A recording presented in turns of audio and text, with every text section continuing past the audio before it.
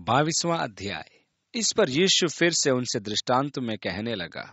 यीशु अभी उनके सामने ही है और उन्हें दृष्टांत द्वारा झिड़की दे रहा है।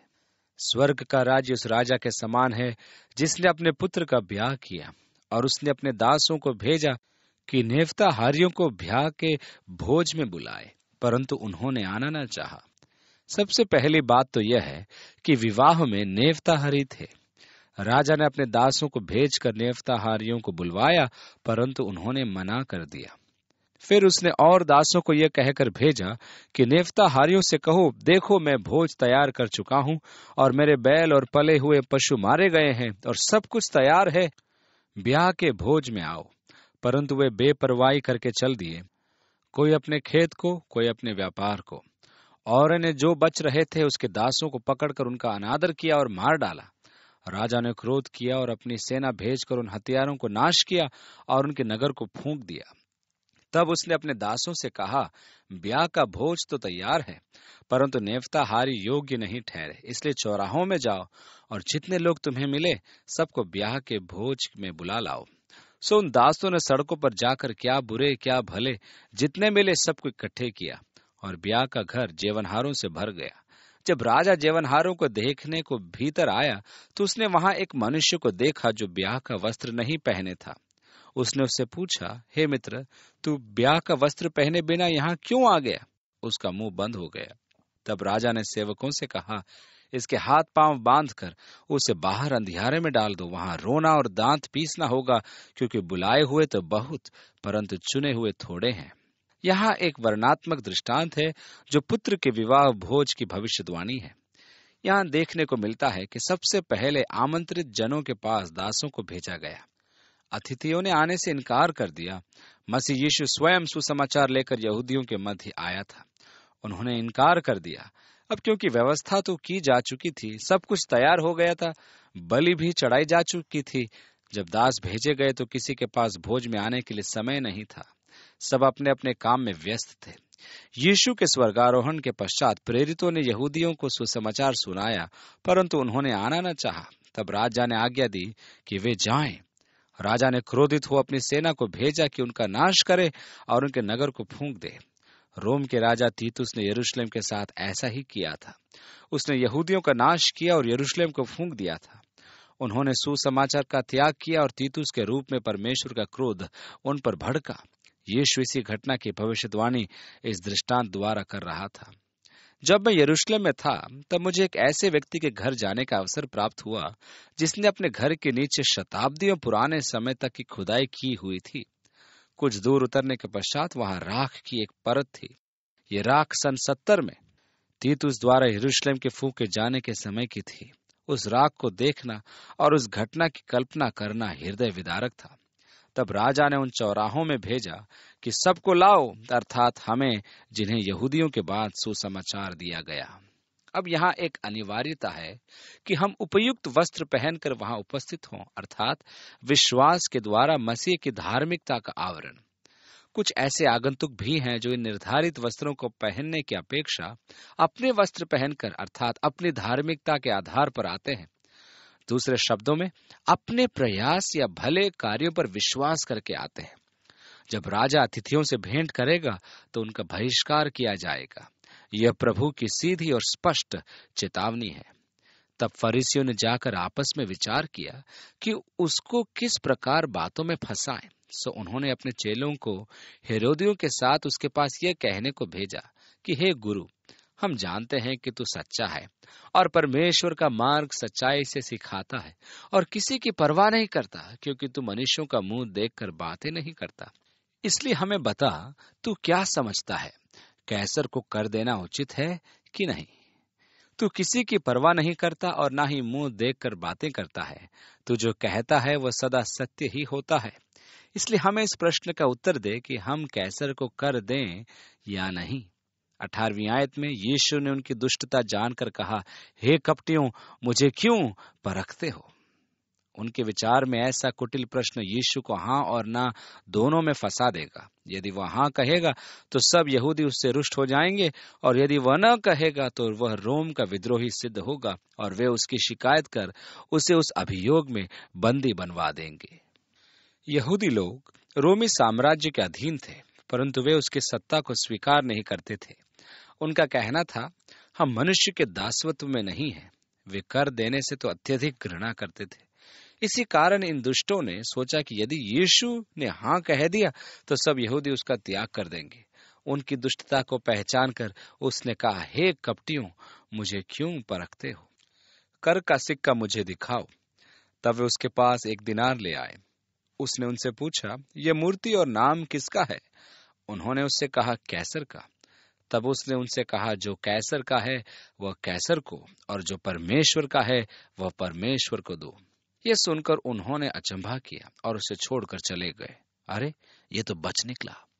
उसी दिन सदूकी, जो कहते हैं कि मरे हुओं का पुनरुत्थान है ही नहीं, वे पुनरुत्थान, स्वर्गदूत तथा आत्माओं में विश्वास नहीं रखते थे। वे अपने युग के सांसारिक जन और तर्क शास्त्री थे।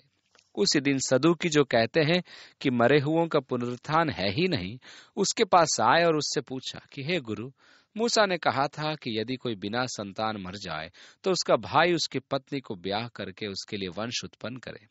अब हमारे यहाँ 7 भाई थे। पहला ब्याह करके मर गया और संतान न होने के कारण अपनी पत्नी को अपने भाई के लिए छोड़ गया। इसी प्रकार दूसरे और तीसरे ने भी किया और 7 तक यही हुआ।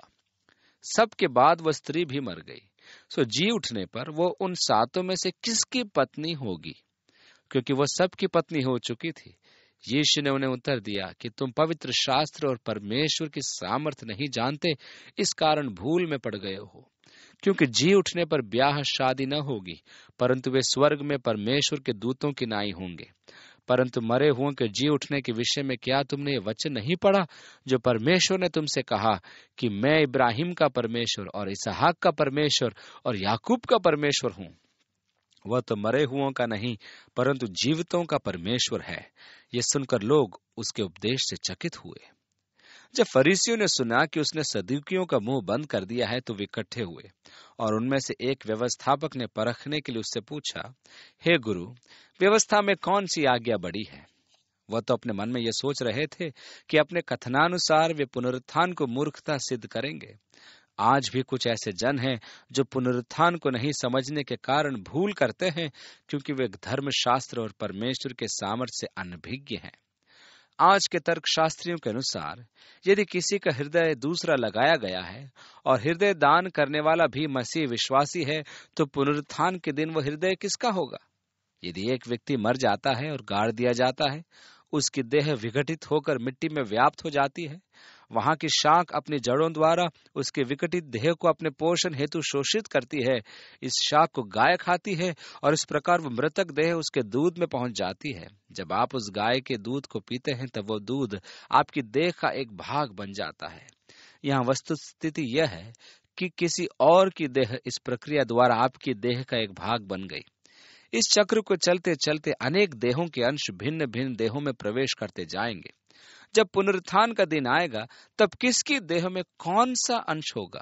कहने का अर्थ यह है कि वे पुनरुत्थान को मूर्खता का विचार सिद्ध करना चाहते थे। यीशु ने उन्हें उत्तर दिया कि तुम पवित्र शास्त्र को नहीं जानते। पवित्र शास्त्र को न जानने के कारण अनेक जन भूल करते हैं और इससे अधिक परमेश्वर के सामर्थ को नहीं जानते। इस विषय के पक्ष में या विपक्ष में हम देखेंगे पौलुस क्या कहता है। अब कोई यह कहे कि मुर्दे किस रीति से जी उठते हैं और कैसी देह के साथ आते हैं, हे निर्बुद्धि, जो तू बोता है जब तक वह न मरे जिलाया नहीं जाता, और जो कुछ तू बोता है यह वह देह नहीं जो उत्पन्न होने वाली है, परंतु निरादान है, चाहे गेहूं का चाहे किसी और अनाज का, परंतु परमेश्वर अपनी इच्छा के अनुसार उसको देह देता है। अतः जो आप बोते हैं वह नहीं जो उगता है, क्योंकि आपने तो मात्र एक दाना बोया, परंतु उसकी देह परमेश्वर ने अपनी इच्छा के अनुसार रची। हमारी देह नहीं होगी। हम जानते हैं कि जब यह सांसारिक तंबू या मंडप अर्थात हमारी देह नष्ट हो जाएगी, तब हमें परमेश्वर की रचना प्राप्त होगी, जो हस्त निर्मित नहीं परंतु स्वर्गिक और अनंत होगी। जब मनुष्य धर्मशास्त्र को नहीं पढ़ता है, तो वह अनेक काल्पनिक समस्याएं उत्पन्न करता है। यहाँ भी यही भूल का प्रमाण है। यीशु ने कहा, जी उठने पर ब्याह शादी न होगी, परंतु वे स्वर्ग में परमेश्वर के दूतों की नाई होंगे। विवाह का मुख्य उद्देश्य है संतान के लिए एक भली और सुरक्षित वातावरण तैयार करना, जिसमें उसका पालन पोषण हो। यही परमेश्वर का उद्देश्य था कि दो जीवन प्रेम में जोड़े जाएं, जिससे कि उनकी संतान के लिए प्रेम से पूर्ण एक अच्छा और स्वस्थ वातावरण तैयार हो। अब स्वर्ग में हमारी संतान तो उत्पन्न होगी नहीं, इसलिए हम पवित्र स्वर्गदूतों की नाई होंगे जिनमें विवाह नहीं होता है। हम क्या होंगे? प्रभु ने हमारे लिए कुछ आश्चर्य की बातें रखी हैं जिन्हें हम नहीं जानते। यदि हम कुछ कहें तो वह कल्पना मात्र होगी और व्यर्थ की बात ठहरेगी। 31वीं आयत में, परंतु मरे हुओं के जी उठने के विषय में वे इस विचार के विपक्ष में थे, परंतु यीशु ने कहा, क्या तुमने ये वचन नहीं पढ़ा जो परमेश्वर ने तुमसे कहा कि मैं इब्राहिम का परमेश्वर और इसहाक का परमेश्वर और याकूब का परमेश्वर हूँ? परमेश्वर ने निर्गमन 3 उसके 6 में ये कहा था, जबकि इब्राहिम, इसहाक और याकूब तो कब के मर चुके थे। यीशु ने कहा, वह तो मरे हुओं का नहीं परंतु जीवितों का परमेश्वर है। इसका अर्थ यह हुआ कि वे जीवित हैं, परंतु सांसारिक नहीं, अपितु पुनरुत्थान की देह में हैं। जब जन समूह ने यह सुना तो उसके सिद्धांत पर अचंभा किया। जब फरीसियों ने सुना उसके सदूकियों का मुंह बंद कर दिया तो वे इकट्ठे हुए और उनमें से एक व्यवस्थापक ने परखने के लिए उससे पूछा, हे गुरु, व्यवस्था में कौन सी आज्ञा बड़ी है? उसने उससे कहा, तू परमेश्वर अपने प्रभु से अपने सारे मन और अपने सारे प्राण और अपनी सारी बुद्धि के साथ प्रेम रख। बड़ी और मुख्य आज्ञा तो यही है, और उसी के समान ये दूसरी भी है कि तू अपने पड़ोसी से अपने समान प्रेम रख। यही 2 आज्ञाएं सारी व्यवस्था और भविष्यद्वक्ताओं का आधार है। पौलुस ने कहा कि व्यवस्था प्रेम में पूर्ण होती है, और जो प्रेम रखता है उसने व्यवस्था को पूरा किया है। संपूर्ण व्यवस्था तथा भविष्यद्वक्ता प्रेम का ही प्रकाशन है और प्रेम की परिभाषा में ही समझे जाते हैं। व्यवस्था का प्रस्तुतिकरण नकारात्मक रूप में था, परंतु यीशु ने उसे सकारात्मक रूप में प्रस्तुत किया। व्यवस्था में आज्ञाएं थी कि तू किसी अन्य ईश्वर को मत मानना, तू मत करना इत्यादि। यीशु ने उसे सकारात्मक रूप दिया, अपने परमेश्वर से अपने सारे मन, अपने प्राण, बुद्धि और बल से प्रेम रख, अपने पड़ोसी से अपने बराबर प्रेम रख। यही व्यवस्था है। यही संपूर्ण व्यवस्था की मूल उद्घोषणा है कि हम परमेश्वर से प्रेम रखें, जो हमारे पड़ोसी के साथ प्रेमपूर्ण संबंधों से प्रदर्शित होता है, और यही संपूर्ण पुराने नियम का मूल आधार है। संपूर्ण व्यवस्था और भविष्यद्वक्ता इन 2 सिद्धांतों पर आधारित है। जब फरीसी इकट्ठे थे तो यीशु ने उनसे पूछा कि मसीह के विषय में तुम क्या समझते हो? वह किसका संतान है? वे यीशु को मसीहा नहीं मानते थे। अतः यीशु ने उन्हीं से पूछा कि मसीह के विषय में उनकी विचारधारा क्या है और कि वह किसका संतान होगा। उन्होंने उससे कहा, दाऊद का। वे मसीह को मानव पुत्र मानते थे और वे आज भी इसी आशा में उस मसीहा की प्रतीक्षा कर रहे हैं। मसीह परमेश्वर पुत्र है, वे ऐसा सोच ही नहीं सकते। उनके द्वारा यीशु के परित्याग का मुख्य कारण यही था कि यीशु ने स्वयं को परमेश्वर का पुत्र कहा। यूहन्ना रचित सुसमाचार उसके 10वें अध्याय की 30वीं आयत से विदित होता है कि वे यीशु को पत्थरवाह करने के लिए तैयार थे, क्योंकि उसने कहा था, मैं और मेरा पिता एक है। उन्होंने पिलातुस से भी यही कहा कि यीशु के लिए व्यवस्था के अनुसार मृत्युदंड ही है, क्योंकि वह अपने आप को परमेश्वर का पुत्र कहता है। उनके रोष का मुख्य कारण यही था। इसी कारण यह प्रश्न उठा, सबसे बड़ी आज्ञा क्या है? यहूदियों की प्रार्थना शीमा, हमारा प्रभु परमेश्वर एक ही है, यह थी, और तू अपने प्रभु परमेश्वर से अपने संपूर्ण मन, प्राण, बुद्धि और शक्ति से प्रेम रख। यह एक शब्द के लिए इब्रानी भाषा में अकाद शब्द का प्रयोग किया गया है। यह शब्द संयोजित एकता का शब्द है, जैसे कलीसिया एक है। इब्रानी में एक के लिए दूसरा एक और शब्द है याकाद, जिसका अर्थ है मात्र एक, परंतु शीमा में प्रत्येक शब्द यखद न कि यखाद है, जिससे स्पष्ट होता है परमेश्वर एक है का अर्थ यह नहीं कि परमेश्वर एकमात्र परमेश्वर, परंतु यह कि परमेश्वर एक होते हुए भी एक से अधिक रूपों का संयोजन है, जिन्हें हम आज पिता, पुत्र और पवित्र आत्मा कहते हैं।